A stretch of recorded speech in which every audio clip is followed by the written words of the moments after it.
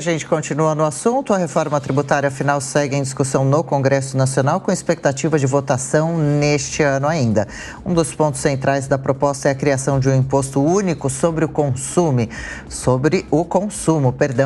A gente recebe agora aqui no Jornal da Manhã o presidente executivo da Associação Brasileira de Bares e Restaurantes, Paulo Solmuti. Paulo, bem-vindo. Obrigada pelo tempo do senhor por aqui conosco. Bom dia.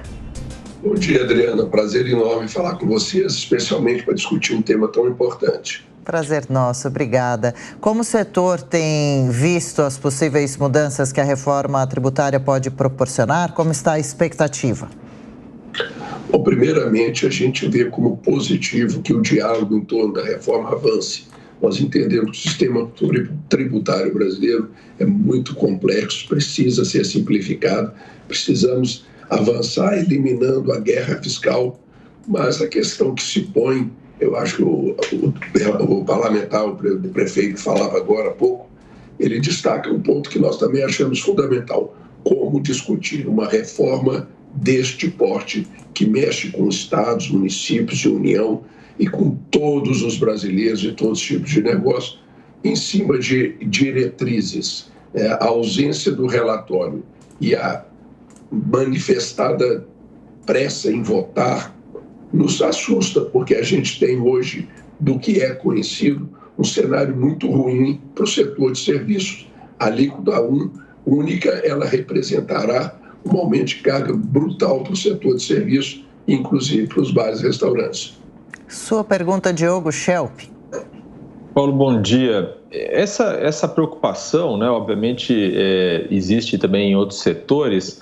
Agora, qual seria a solução? Quer dizer, porque obviamente a gente vê que há um consenso de que a simplificação beneficia a todos. Qual que seria a solução para que essa simplificação para o seu setor não incorra num aumento de carga tributária?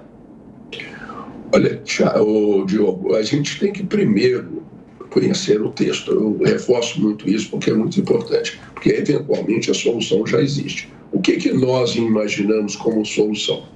O IVA dual, que já encontra aí, né, resistência por parte dos prefeitos, como a gente acabou de ver na matéria anterior. Mas não dá para se pensar no IVA de uma única alíquota também. O setor, a indústria, todos temos vontade de ver uma indústria mais pujante no Brasil e que a reforma possa contribuir nessa direção. Mas o setor de serviços, que é o maior empregador do país, com 70% do PIB, nós geramos, por exemplo, no nosso setor, 6 milhões de empregos. Não podemos caminhar, avançar num tema desta magnitude às cegas. O Congresso Nacional, a direção do presidente Lira, tem criado esse hábito de levar à votação textos que foram apresentados à sociedade em cima da hora. Eu acho que não é a melhor forma de tratar um assunto desse. Política pública, ela tem que ter amplo debate com a sociedade, ela precisa ser amadurecida no texto. Então, a nossa proposta é que se prorrogue esse prazo, a partir do momento que o relatório seja apresentado, que haja um prazo razoável para se discutir isso. O setor de bares e restaurantes, na sua melhor dos cenários simulados pelos nossos economistas, falam, inclusive o número da CNC, fala em aumento de carga tributária de 37,5%, para um setor que acabou de sair de uma pandemia, que tem 66% das empresas com dívidas em atraso, e essas dívidas estão sendo financiadas majoritariamente com impostos federais. Então não adianta aumentar mais a carga para um setor que está com mais da metade das empresas operando ainda sem lucro. Então o diálogo é fundamental e para que ele se materialize de maneira eficaz, o prazo de votação, a nosso ver, jamais poderá ser no dia 5 de julho, porque significará passar goela abaixo, se eventualmente assim acontecer, para uma sociedade um tema de tamanha importância e impacto socioeconômico.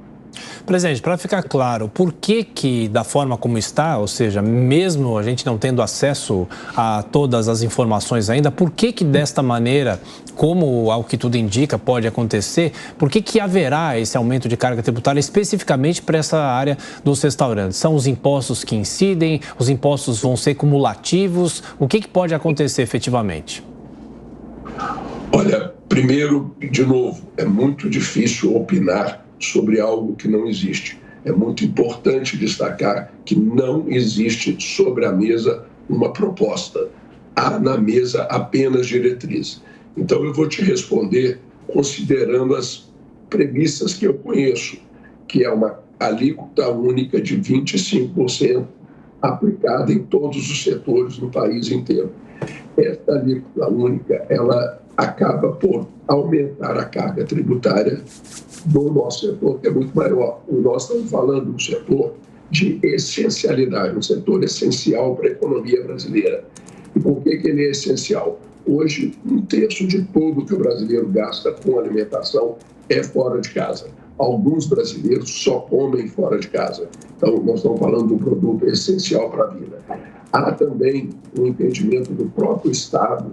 A questão da essencialidade está manifestada, por exemplo, no setor de alimentação fora do lar, tem alíquotas de ICMS bastante reduzidas em todos os estados brasileiros, reconhecendo a sua essencialidade. Quando você adota uma tarifa única e não reconhece a necessidade de uma tarifa intermediária para os setores essenciais, toda essa reflexão que a sociedade fez, toda essa escolha que a sociedade fez em ter condições melhores de preço para os produtos essenciais, para a alimentação, ela vai abaixo. E aí a alíquota nossa, que era aqui hoje, ela sobe para uma alíquota única lá em cima. Esse aumento de carga tributária, ele não é por cumulatividade, não. Ele é por alíquota, sim, ela cresce. Nós temos hoje uma alíquota média aplicada ao setor, para se comparar com essa que está sendo conhecida de 25%, da ordem de 14%. Se a gente for para 25%, a gente vai ter um aumento brutal de cargas. Evidentemente que tem créditos, e alguns créditos também não estão conhecidos. Por exemplo, nosso setor, o grande insumo nosso é mão de obra. Mão de obra não vai dar crédito. A microempresa, nós compramos do pequeno negócio, da pequena empresa. A pequena empresa, pelo texto conhecido, não vai dar crédito. Então, a reforma ela está cheia de dificuldades para nós de entender quais são esses detalhes que farão toda a diferença. A nossa proposta é uma alíquota para o setor de serviço, em especial para o setor de serviço e alimentação fora do lar, que ficasse ali na faixa de 70% a 75% da alíquota máxima, preservando a competitividade do nosso setor, ainda que aumentando um pouquinho a tributação. Estaria em 17%, 18%, contra os 14% que hoje temos. Presidente, o setor de bares e restaurantes já se recuperou do período da pandemia, uma vez que foi um dos mais prejudicados na ocasião. Quais são as maiores dificuldades nesse momento do setor? O que ele espera de auxílio do governo atual? Adriana, nós recuperamos muito em faturamento. A sociedade veio com força, mudanças de hábitos. Nós estamos com um crescimento no ano passado de 8% real sobre 2019. Em 2023, nós estamos imaginando um crescimento em termos reais, ou seja, acima da inflação de 3%, portanto, acima do que se promove, do que se espera para o país. Agora, nós estamos com enormes dificuldades de rentabilizar. Mais de 50% das empresas estão operando com prejuízo e na nossa última pesquisa, divulgada semana passada, ainda temos 21% das empresas operando com prejuízo. A média do setor está gastando em média, o setor está comprometendo 10% do seu faturamento para pagar dívidas do passado, ou seja, da pandemia. Quem está fazendo lucro está gastando o lucro todo. Quem está no equilíbrio está pagando essas dívidas quando consegue, deixando de pagar impostos. Ou seja, estamos gerando uma bola de neve, um problema enorme, e nós temos alertado o governo federal, nós temos alertado os governos dos estados que precisamos ir para a mesa nos 3 níveis do entes federados, com as grandes empresas, para fazer um plano Marshall para esse setor, que foi feito em 100 dos 130 países que a FMI acompanhou. Não foi feito no Brasil e precisa ser feito. Schelp? Eu gostaria de saber, Paulo, qual é o impacto desse possível aumento tributário para o setor de serviços, principalmente bares e restaurantes, para os consumidores. Eu imagino que, basicamente, vai haver uma necessidade de repassar os preços e isso fará com que as coisas fiquem mais caras. Perfeitamente. E, mais ainda, nós temos que lembrar que esse setor veio agora de um aumento de inflação forte. O consumidor sentiu em casa e sentiu também nos preços do cardápio. Só que quando vem esse aumento de preço muito forte, a gente demora um tempo para passar, o consumidor não tem renda para absorvê-lo. Então, a primeira coisa que acontece é cair a venda, porque você tenta repassar, cai o emprego e os preços sobem.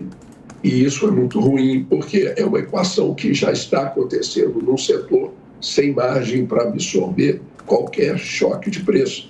Daí, de novo, a necessidade de a gente conhecer o relatório. Como é que vai ser a transição? Haverá transição? Em quanto tempo? Para quais setores? Então, é muito ruim que a gente tenha um parlamento discutindo um assunto com implicação para o consumidor, com implicação para o maior empregador do país, com implicação para estados, municípios, às cegas. Diretrizes para mim, uma enganação. E é uma pena que a gente vá ter 10, 15 dias, sei lá, para analisar um assunto dessa complexidade.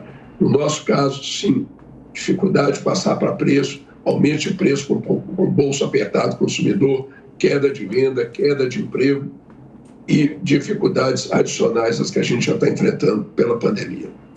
Presidente, só para a gente fechar, qual é a consciência do brasileiro hoje sobre os impostos, sobre a carga tributária? A gente teve nos anos 2000 o lançamento aqui em São Paulo da nota fiscal paulista, que a pessoa informava o CPF e recebia uma espécie de cashback. Aliás, o cashback também vem sendo discutido na reforma tributária, mas também em outros setores, em outras formas do consumidor receber de volta o que efetivamente paga. Esse programa hoje aqui do Estado de São Paulo está praticamente esquecido, muita gente nem dá mais a informação sobre o CPF, tem até medo de ser fiscalizado, aquela coisa toda. Eu pergunto, qual é a consciência das pessoas em relação à reforma tributária? E falar sobre isso é importante para que as pessoas saibam o que elas pagam, né?